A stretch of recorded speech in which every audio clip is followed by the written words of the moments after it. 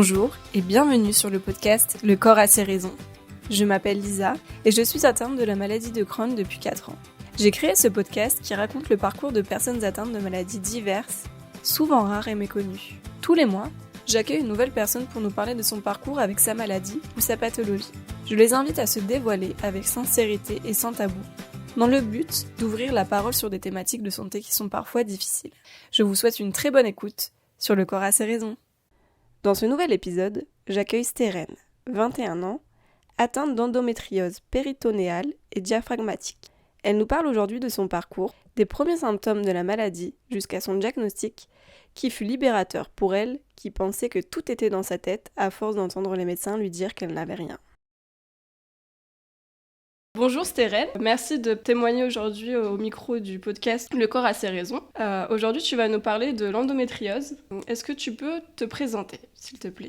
Oui, bien sûr. Alors, moi, je m'appelle Stérène, j'ai 21 ans et je suis une étudiante qui est aujourd'hui en pause dans ses études. J'étais en prépa ingénieur et après, j'avais fait que j'ai dû arrêter. Puis, j'ai fait une première année en fac d'ingénierie qui, à cause de la maladie, s'est mal terminée. Et donc, je me suis dit que cette année, j'allais prendre une petite pause.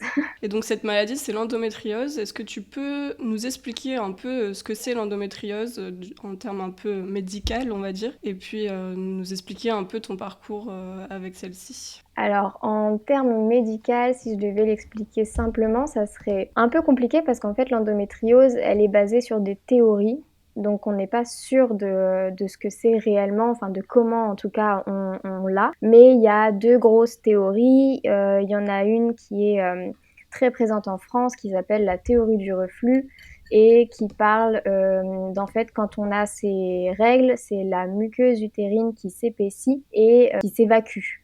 Et en fait, si on a de l'endométriose, cette théorie dit que des cellules de l'endomètre, donc qui est cette muqueuse utérine, iraient par les trompes et iraient se coller aux organes qui sont aux alentours. Cette théorie est assez controversée puisqu'en fait, elle n'explique pas tout, puisqu'il y a des fœtus qui ont été retrouvés avec des lésions d'endométriose, des bébés, des femmes sans utérus, nées sans utérus, et des hommes ont pu la développer. Donc cette théorie n'explique pas tout. Et ensuite, sinon, à l'étranger, il y a la théorie métaplasique qui est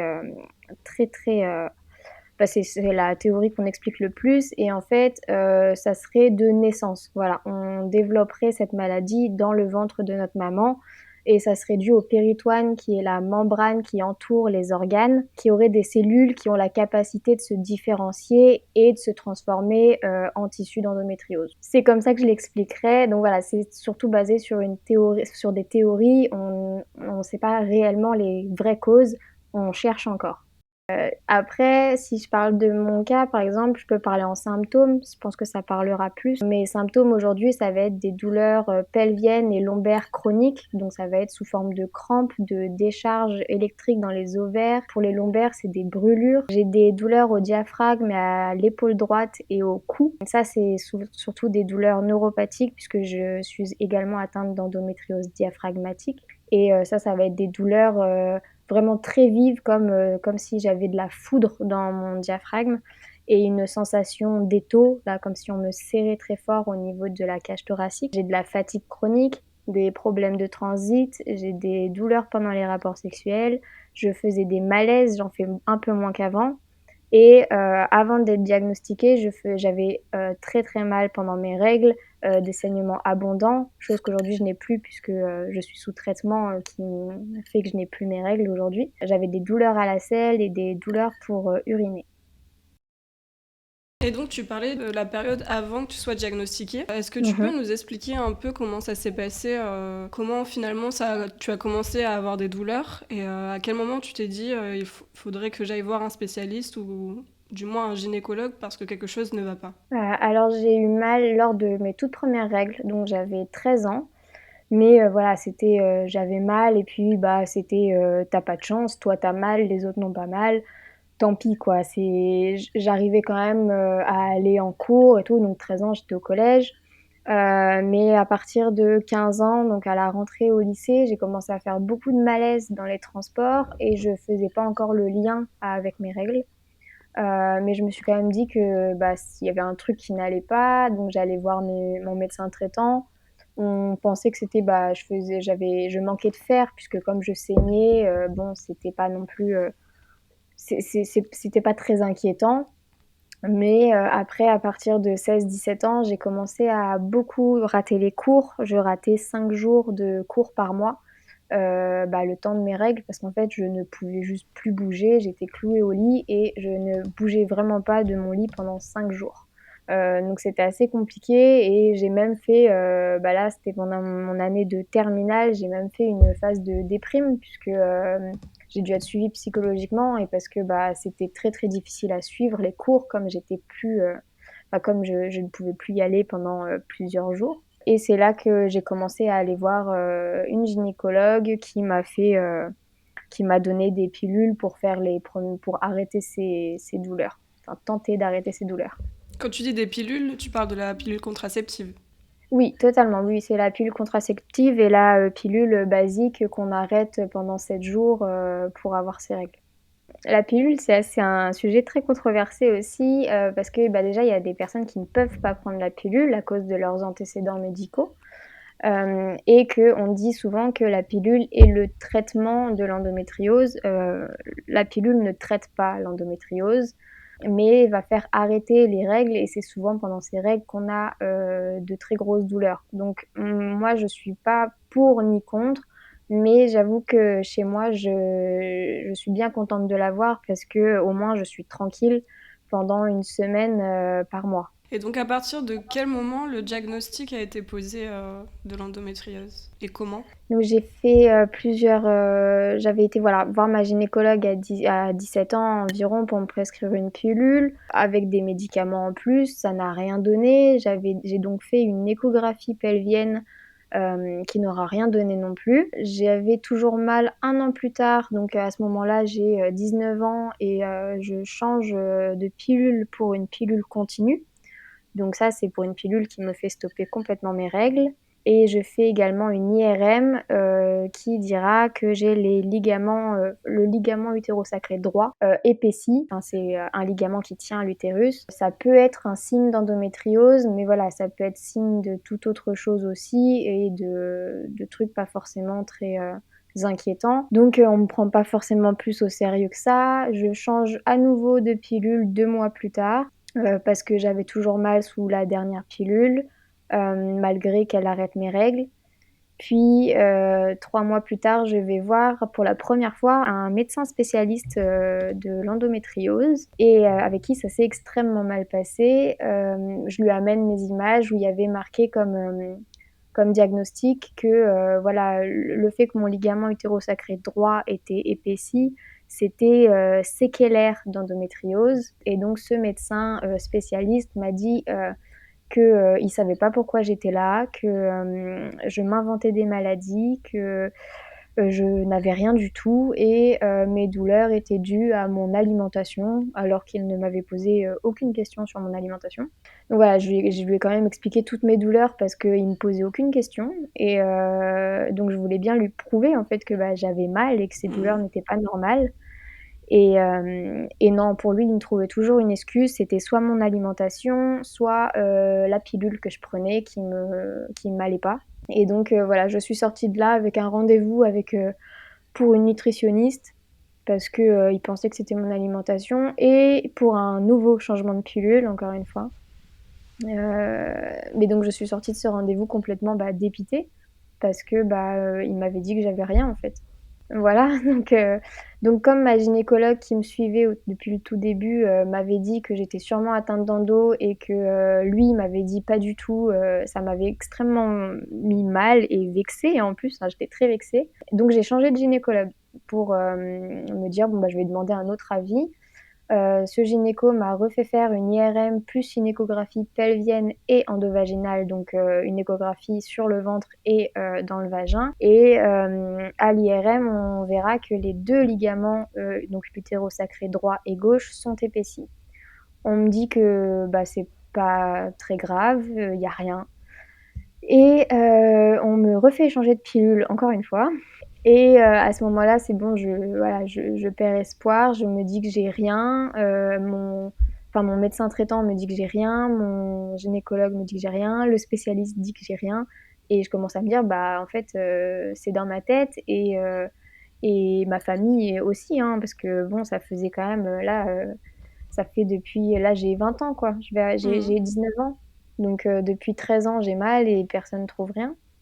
Donc là, j'en ai marre et je décide d'arrêter la pilule. Je me dis: «Non, c'est bon, je l'arrête, parce que si j'ai pas ça, il y a pas de raison que je la prenne» et je savais qu'en fait, en l'arrêtant, j'allais de nouveau avoir mes règles et je voulais me prouver et prouver aux autres que quand j'aurai mes règles, j'aurai mal. Qu'il y avait vraiment quelque chose qui n'allait pas, quoi. C'est assez incroyable de se dire, bon, bah, je vais tout arrêter pour prouver aux gens que je souffre. Donc, se dire, je vais subir la souffrance pour le montrer aux autres et qu'on me prenne un peu au sérieux. Exactement ça, vraiment, c'était voilà, bah, je vais me faire mal en fait pour, prouver à moi-même et aux autres parce que même moi je perdais totalement confiance en mes douleurs. Je me disais que j'ai peut-être rêvé, voilà, c'était vraiment, T'avais l'impression que c'était dans ta tête, en fait, finalement. exactement. À la fin, oui, complètement. Je me suis vraiment dit ça et j'ai eu mes règles et j'ai eu très, très mal. Ça s'est très mal passé et il s'avère qu'une semaine après cet arrêt de pilule, j'avais un rendez-vous avec un autre spécialiste que j'avais pris il y a des mois. Parce qu'il faut savoir que les rendez-vous avec les spécialistes d'endométriose, c'est très, très long à avoir et je voulais même plus y aller. Voilà, je m'étais dit: «Non, c'est bon, on n'arrête pas de me dire que j'ai rien, c'est pas la peine d'aller voir un énième médecin pour qu'il me dise la même chose et pour que je vive la même chose» et finalement mes parents me disent: «Bah, attends, on a eu ce rendez-vous, au moins, il nous confirmera que c'est pas ça et on pourra partir sur une autre piste». Donc, malgré tout, tu vas y aller, mais pas du tout convaincu que ça va t'aider, quoi. Ah oui, totalement. J'y vais et en plus, il avait, 1 heure de retard et je râlais dans la salle d'attente à me dire: «J'attends 1 heure pour, qu'on me dise que j'ai rien ou pour en plus me refaire, remballer», Hmm. donc vraiment c'était, j'y vais pour qu'il me confirme que j'ai pas d'endométriose et en fait, c'est tout le contraire qui va se passer. C'est un médecin qui, pour la première fois, va m'écouter, va comprendre et va me poser énormément de questions. Donc sur toutes mes douleurs, sur tout ce que je pourrais avoir. Il me fait tout un questionnaire très, très précis et il me dit: «Alors pour moi, vous avez de l'endométriose, vous allez faire une IRM, dans un centre spécialisé, donc avec une radiologue spécialiste et pour moi, c'est sûr et certain, vous en avez et vous allez commencer l'ostéopathie», voilà. Il avait même pas le diagnostic sous les yeux qui me faisait déjà, commencer une prise en charge, par, d'autres, professionnels et j'ai eu beaucoup de chance parce que le lendemain, j'appelle pour prendre rendez-vous avec le centre d'IRM et une place, le lendemain se libère et bah, voilà, donc 2 jours après ce rendez-vous, j'ai mon diagnostic. Je suis atteinte d'endométriose péritonéale et 6 mois plus tard, j'aurai mon diagnostic dans le même centre d'IRM pour mon endométriose diaphragmatique. Comment tu te sens à ce moment-là quand tu te retrouves face à ce médecin alors que tu n'avais pas du tout d'espoir que ce soit un rendez-vous qui soit différent des autres finalement quand on te dit ben oui je pense qu'effectivement vous avez une endométriose et je vous prends au sérieux et on va s'occuper de vous. Comment tu te sens psychologiquement à ce moment-là? Alors ça a été très bizarre parce que je crois que j'ai pas réalisé sur le moment, parce que vraiment on partait j'ai toujours été accompagnée soit par mon père, soit par ma mère pendant mes rendez-vous pour être sûre de d'avoir toutes les informations et là vraiment on a été, j'étais avec ma maman et on a été toutes les 2, bah, on le regardait la bouche ouverte parce que, bah, on comprenait pas, tout le monde disait que j'avais rien pendant des mois et des mois et là d'un coup, bah, il nous dit: «Oui, oui, bah, c'est ça, c'est totalement ça, il y a aucun doute» et puis vraiment il était à insister pour nous dire, «Vous prenez bien rendez-vous demain, vous appelez demain», il a insisté plusieurs fois pour que vraiment, ça s'arrête quoi, que j'ai un diagnostic et que je puisse être prise en charge le plus vite possible. Donc ça a été vraiment, ouais, on est restés, un peu, bah, sur les fesses et en sortant de ce rendez-vous, bah, on était juste complètement, bah, chamboulés parce qu'on rentrait dans ce cabinet pour, confirmer que je n'avais pas d'endométriose et on ressort en me disant que j'en ai une. Donc c'est sûr que ça a été assez perturbant. À partir de ce moment-là, qu'est-ce qui s'est passé? Est-ce que tu as eu des traitements particuliers? Tu parlais tout à l'heure, je crois, d'ostéopathie. Ouais, bah alors il faut savoir que déjà pendant là, tous ces derniers rendez-vous, là, entre le rendez-vous avec le premier spécialiste et le deuxième, j'étais à la fac. Je n'allais pratiquement plus en cours parce que bah, j'arrivais plus, parce qu'il faut savoir que je ne peux pas marcher plus de 20 minutes sans être... Enfin maintenant ça va un peu mieux, mais à l'époque je ne pouvais pas marcher plus de 20 minutes sans avoir mal. Je ne pouvais pas être assise plus de 20 minutes, donc en amphi c'est un peu compliqué. Et donc oui, là, j'ai complètement en fait un peu abandonné les cours pour me consacrer à ça, puisque de toute façon je pouvais pas faire grand-chose d'autre. Et donc oui, j'ai fait la première professionnelle que j'ai été voir hors médecin traditionnel, c'est mon ostéopathe qui me suit depuis maintenant plus d'un an et avec qui ça m'aide énormément. Et je fais une séance tous les mois. Voilà, et sinon depuis, je suis aussi également allée voir une acupunctrice que je vois tous les mois aussi. Et puis après, il y a tout ce qu'on peut faire à la maison. On peut faire du yoga, de la méditation, on peut s'étirer. Mais voilà, il y a plein de choses comme ça qu'on peut faire pour aller mieux. Il y a l'alimentation anti-inflammatoire aussi. Ouais, il y a plein de choses dont les médecins en fait ne nous parlent pas Mhm. parce que eux, ça va être la pilule et puis voilà. Hein. Et puis il y en a, c'est même l'opération. Parce qu'il y a des cas où c'est totalement urgent, hein. Mais ça va être opération, pilule, et puis voilà quoi. Et toi, il n'y a pas de nécessité d'opération? Alors moi, mon spécialiste a beaucoup de mal à opérer les personnes jeunes comme moi. Voilà, s'il n'y a pas urgence évidemment, il préfère opérer une fois et c'est voilà, quand il y a un projet bébé. En fait, on dit souvent, là, ça va être différent en France et à l'étranger. À l'étranger, ça va être, on veut opérer le plus tôt possible pour que voilà, et le mieux possible pour que après la personne puisse vivre normalement, enfin, le plus normalement possible.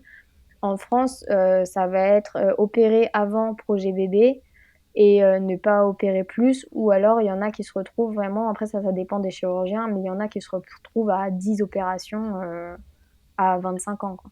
Pour enlever des lésions, il y a deux techniques. Il y a la technique de l'ablation et la technique de l'exérèse. Et la technique de l'ablation, ça va juste venir brûler le haut de la lésion.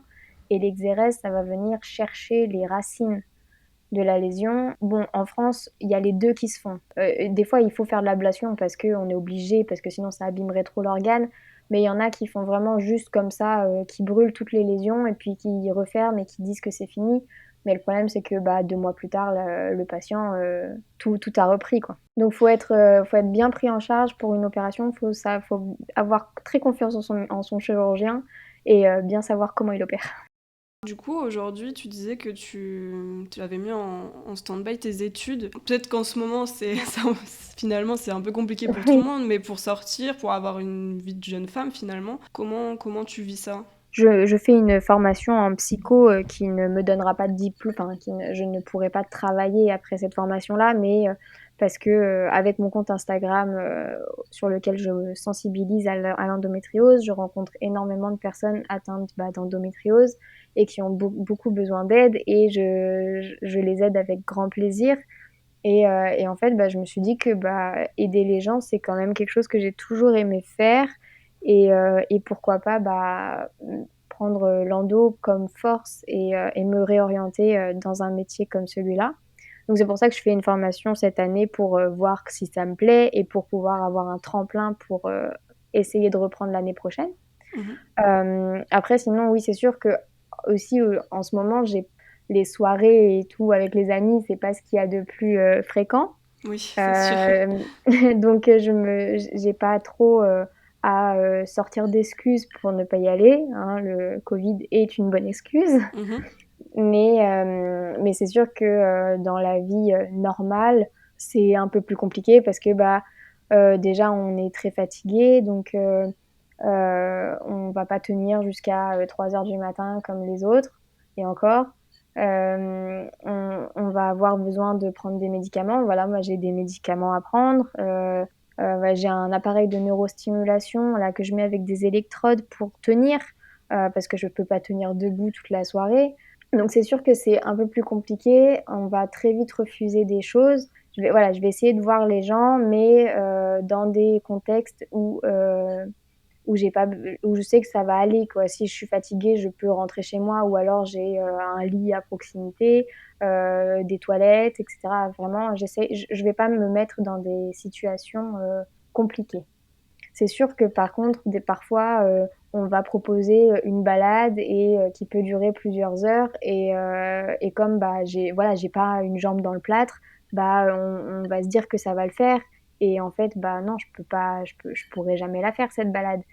Donc c'est sûr que ça peut un peu embêter parfois. Et c'est surtout que comme c'est une maladie invisible, que ça se voit pas, bah si on vit pas avec moi tous les jours, on peut complètement oublier que je peux pas, je peux pas faire tout ce dont une personne normale peut faire. Et mais sinon, non, vraiment dans mon cercle proche, il y a pas de souci sur ça. Après oui, j'ai déjà eu des regards pas très cool. C'est surtout par exemple bah, dans les transports en commun, parce que bah, je suis jeune, j'ai une maladie invisible, je n'ose absolument pas demander ma place à quelqu'un dans les transports en commun. Voilà, parce qu'il faut savoir que j'ai pas non plus la carte priorité handicapée. J'ai pas quelque chose pour prouver que j'ai besoin d'être assise. Et je me sens toujours mal d'aller demander à quelqu'un de se lever pour me laisser la place, alors que ça se voit pas que je suis malade. Et bah, je vais m'asseoir par terre ou m'asseoir sur des marches, parce que bah, ça va vraiment pas, et que si je m'assois pas, je vais tomber dans les pommes. Et donc là, bah, tout le monde a les regards sur toi, a le regard sur toi. Et bon, bah, tu te sens jamais très bien, mais bon, en même temps, tu te dis qu'ils te regardent, ils te voient que t'es pas bien, mais ils te laissent pas la place non plus, quoi. Donc, Est-ce que t'en parles facilement de ta maladie, même avec éventuellement des personnes que tu rencontres ou... ah oui, si on me pose la question, il y a aucun souci. J'ai aucun tabou sur la maladie, aucun. Ça se ressent, hein, parce que du coup, dans tes réseaux sociaux, c'est ton sujet principal. J'ai créé mon compte Instagram au départ pour moi faire ma thérapie. Mhm. C'était mes premières publications étaient plus dans l'incompréhension, dans la colère d'avoir été rejetée par les médecins aussi souvent. Et puis finalement, j'ai rencontré bah, des gens aussi qui avaient la même maladie que moi. Et puis je me suis dit que bah, je pouvais les aider puisqu'on me posait des questions. Et puis après, voilà, c'est parti sur ça. Donc c'est plus dans l'information, l'aide et vous êtes pas seul. Et, et oui, bah, j'en parle vraiment. J'ai aucun sujet tabou. Je parle de tout et je vois pas pourquoi voilà, il y aurait un sujet tabou avec l'endométriose. Faut en parler. Et tout à l'heure, tu disais que pendant la période où tu faisais tes études, mais que tu devais t'absenter souvent, tu as eu une période où tu étais déprimée, en fait. Est-ce que justement le fait de un peu extérioriser tout ça aussi sur les réseaux sociaux, est-ce que ça t'a fait du bien? Ah oui, complètement. Parce qu'en plus, pendant la période là où j'avais dû être suivie psychologiquement, je savais pas du tout ce que j'avais. J'étais pas diagnostiquée, j'avais même pas pensé à l'endométriose, c'était quelques années avant. Mais là, oui, en sachant tout ça, ça a fait du bien d'extérioriser. J'avais juste en fait besoin, parce que dès que j'ai été diagnostiquée, je ne parlais que d'endométriose. Je pense que c'est peut-être aussi normal, parce que d'un coup, on met un mot bah, sur nos mots. Et ben, je ne parlais que de ça. Je ne regardais que des choses sur ça. Je ne me renseignais que sur ça. Et voilà, tout ce qui sortait de ma bouche, c'était endométriose. Et j'avais peur de commencer à saouler mon entourage. Parce que voilà, c'est sûr que parler tout le temps de ça, ça doit pas non plus être super intéressant à entendre toute la journée. Donc, je m'étais dit, bah, je vais créer un compte Instagram pour justement parler et que ça soit vu par les gens que ça intéresse. Ça me suffisait. Et oui, vraiment, ça a été une thérapie de faire ça. Mais est-ce que du coup, t'as des difficultés plutôt à faire des rencontres aussi à ce niveau-là, parce que finalement, c'est peut-être pas évident aussi de dire à une compagne ou un compagnon, bah voilà, je suis malade, et en plus de ça, c'est quand même une maladie qui touche quand même aussi la fertilité. Est-ce que ça te fait un peu peur tout ça? Alors, il faut savoir que oui, j'ai un copain depuis plus de 4 ans maintenant, donc il a vécu tout le début de mes malaises, de quand ça commençait à pas aller du tout. Et donc il a vécu tout ça aussi, il a toute l'errance médicale, les médecins qui disaient que j'avais rien et le diagnostic.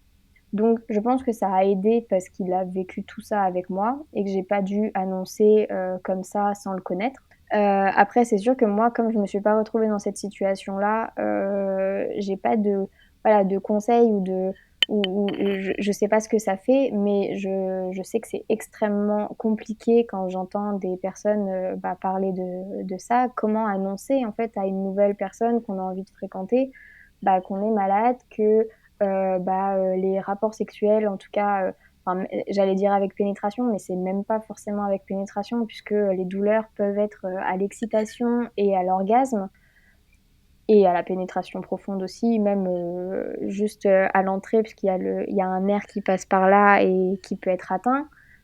Donc les rapports, c'est quand même très compliqué. Enfin, en tout cas, ça peut être très compliqué. Quand on vient de rencontrer quelqu'un, est-ce que cette personne va avoir le courage, entre guillemets, de vivre ça avec nous et de subir ça avec nous, puisque en dehors aussi des rapports, ça va être de la fatigue quotidienne, des traitements à prendre, des douleurs, voir la personne mal.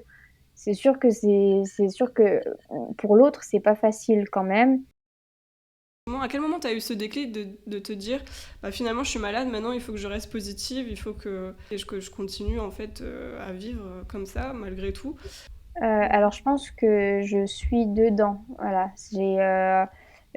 j'ai toujours été à en vouloir parce que ça m'avait quand même gâché pas mal de choses. Enfin, c'est là en ce moment avec le compte Instagram quand même d'avoir plein de gens qui vivent la même chose. Le fait d'aider en fait ces personnes-là fait que tu te sens un peu, je vais pas dire obligé parce que c'est pas le cas, mais euh,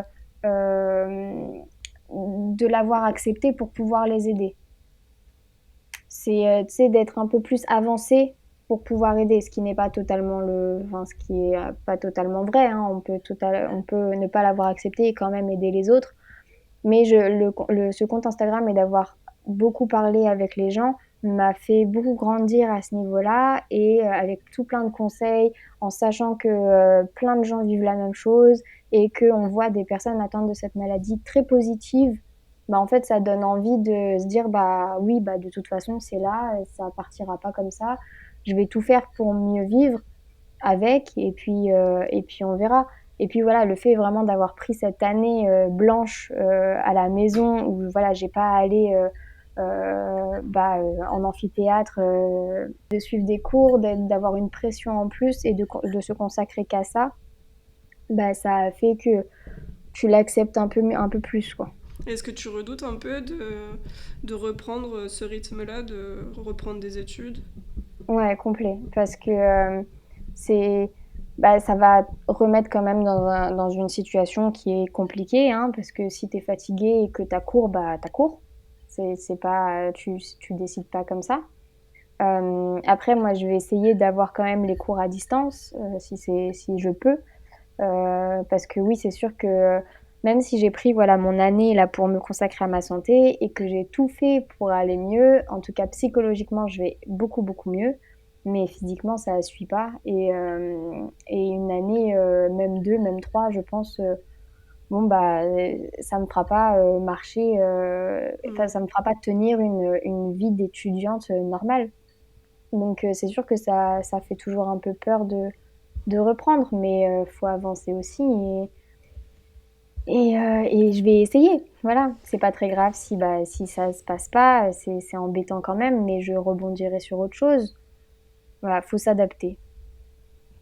Et au niveau justement de la fertilité, la manière dont tu es atteinte toi, est-ce que ça peut empêcher d'avoir des enfants ou éventuellement le rendre, en tout cas la procréation, compliquée? Selon la localisation des lésions, moi j'ai pas de soucis sur ça pour l'instant. parce qu'il faut savoir que l'endométriose, ça évolue, même si on est sous pilule, hein, ça peut très bien évoluer. Après, quand on a de l'endométriose, il y a quand même toujours, voilà, ça restera toujours moins facile que quelqu'un qui n'a pas de problème. Après, il faut quand même savoir que endométriose n'est pas égale à fertilité. Il y a quand même 60% des personnes atteintes qui arrivent à avoir un enfant sans aucun problème. Voilà, c'est parce que on dit toujours endométriose égale infertilité parce que dans les personnes qui ont des problèmes de fertilité, l'endométriose est la première cause. Voilà, c'est une idée un peu reçue. Bon, ça touche quand même pas mal, hein, mais voilà, c'est pas parce que je vois plein de gens qui viennent me voir aussi en me disant j'ai peur d'avoir de l'endométriose parce que j'ai peur de pas pouvoir avoir d'enfant. Voilà, c'est pas le cas pour tout le monde. C'est sûr que c'est vraiment la première chose qu'on dit quand on a de l'endométriose et on va jamais parler des problèmes de transit, la fatigue chronique. Ça va être très souvent être endométriose, douleur pendant les règles et infertilité. Bon, bah, parce que il y a la société aussi autour de ça et que bah, ça touche les femmes. Et bon, bah, femme égale règles et égale enfant. Faut pas non plus croire tout ce qu'on voit. Déjà, la définition de l'endométriose n'est pas souvent la bonne non plus dans les médias. Je sais que énormément de personnes atteintes d'endométriose se sont diagnostiquées elles-mêmes en étant allées sur Internet et juste en tapant symptômes de l'endométriose. Parce qu'en fait, on entend tellement les médecins nous dire que c'est une maladie à la mode, que les règles, ça fait mal, c'est normal, qu'en fait, on y croit à la fin et que c'est tellement voilà, devenu normal qu'une femme ait mal pendant ses règles que les médecins ne prennent plus au sérieux. Alors que vraiment, juste en 5 minutes sur Internet, on a de très grosses bases, même si voilà, des fois, il y a des petites bêtises de dites, mais au moins, on a les très grosses bases et on s'est diagnostiqué toute seule, quoi. Bon, on dit souvent que c'est pas normal d'avoir des Mmh. douleurs quand on a ses règles. Enfin, ça fait des années que je prends la pilule et j'ai quand même des douleurs, mais alors qu'ils sont vraiment minimes, hein. C'est Mmh rien mh. de comparable à ce que une personne atteinte d'endométriose peut subir. Mais à quel moment, en fait, il faut avoir le déclic de dire non, là, c'est pas normal. Alors ça va être, donc quand on a très mal pendant ses règles et que ça engendre de l'absentéisme scolaire ou au travail et que, avec des médicaments de palier 1, donc du Doliprane par exemple, les douleurs ne passent pas. Si ça passe pas, faut, commencer à s'inquiéter. Il y en a qui ont vraiment juste des règles douloureuses et qui ont pas d'endométriose derrière. Enfin, mais voilà, vraiment quand ça commence à faire rater les cours ou le travail, et que, les médicaments ne marchent pas, là, faut aller, consulter et je le répète, faut aller consulter des spécialistes. Voilà, aussi, il faut avoir le feeling avec les spécialistes, hein, parce que mon expérience montre que tous les spécialistes ne sont pas, toujours à l'écoute.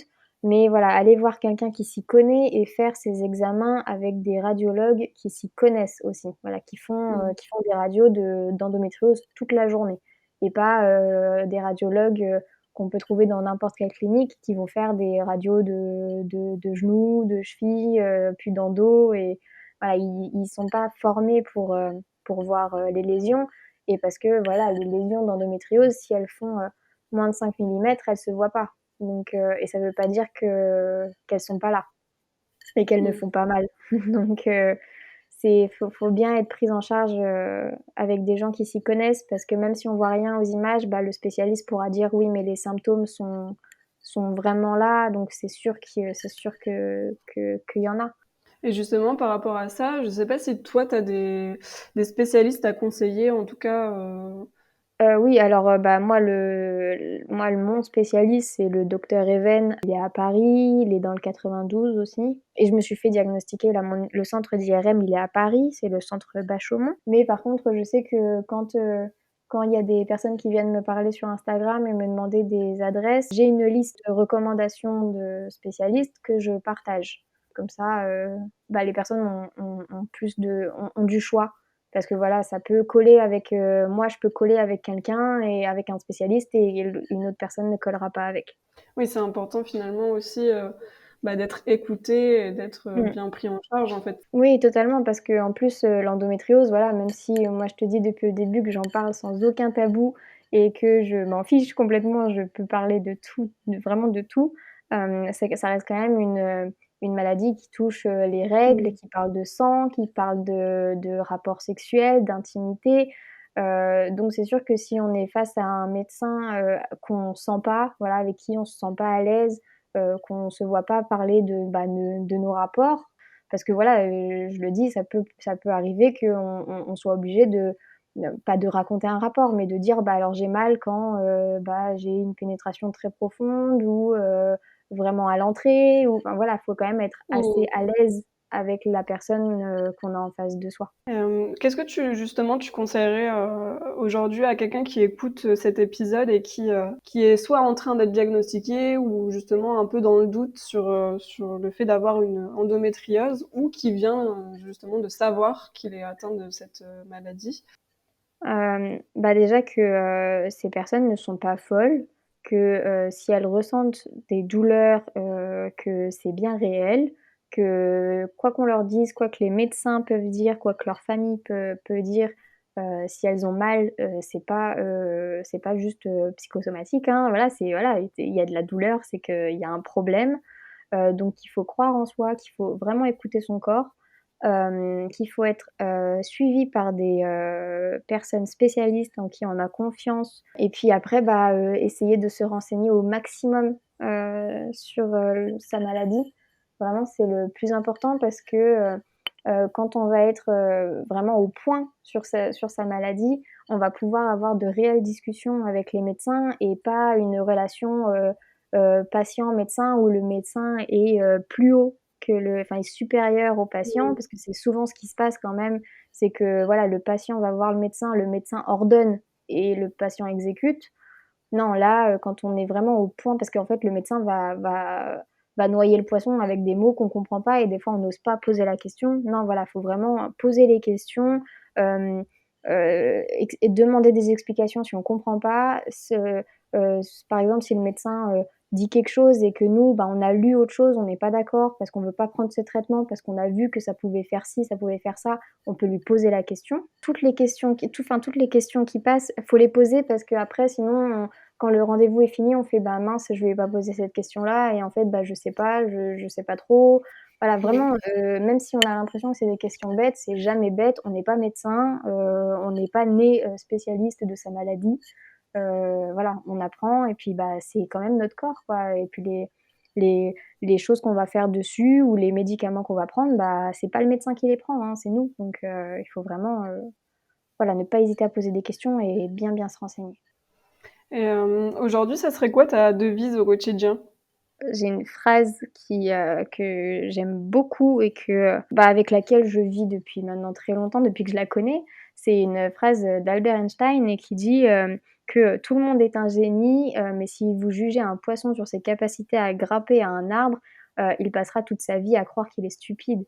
Et je trouve qu'elle est pas si mal cette phrase parce que, en fait, par exemple, la société nous fait nous mettre dans un droit chemin, ce qui est son droit chemin à elle, et si, voilà, on n'est pas bon dans ce chemin-là, on va croire qu'on est nul alors que c'est pas le cas. Et c'est pareil, voilà, avec la maladie. Moi, avant la maladie, voilà, j'étais quand même une jeune fille qui est partie en lycée général, qui a fait un bac S, qui est partie en prépa ingénieur. Enfin, ça fait vraiment le le le parcours vraiment de la personne parfaite qui suit la société. Et finalement, j'ai eu l'endométriose et ça m'a fait complètement changer de voie, et finalement, je me sens peut-être mieux en dehors de cette voie-là. Et voilà, c'est vraiment juste, vous êtes pas nuls, vous avez juste pas encore trouvé ce qui vous pousse, ce qui vous fait vous rendre meilleur, et je trouve que c'est pas mal quand même. En tout cas, du coup, j'invite tout le monde à te retrouver du coup sur ton Instagram, donc mon.endo. Mmh mh. Si jamais ils ont des questions, ils peuvent te les poser. Et puis Bien sûr. surtout, c'est un peu une mine d'or aussi, hein, pour comprendre un peu la maladie. La maladie et tout ce qui va autour finalement, hein. Et du coup, il y a aussi l'association qui est dédiée à l'endométriose, à la lutte en tout cas contre l'endométriose, qui est Endo France, sur Mmh. lequel, pareil, vous pouvez trouver énormément d'informations et aussi justement contacter des bénévoles aussi pour avoir des témoignages ou en tout cas pouvoir discuter avec ces personnes pour être un peu guidé aussi. Donc, je te remercie beaucoup. Et bien, je te remercie aussi de m'avoir accordé ce petit podcast. Merci encore à toi Stérène pour ton témoignage plein d'espoir et sans tabou. Pour plus d'informations sur l'endométriose et son parcours, n'hésitez pas à la retrouver sur son compte Instagram, mon.endo. Pour ma part, je vous remercie pour votre écoute et je vous donne rendez-vous pour une prochaine pathologie.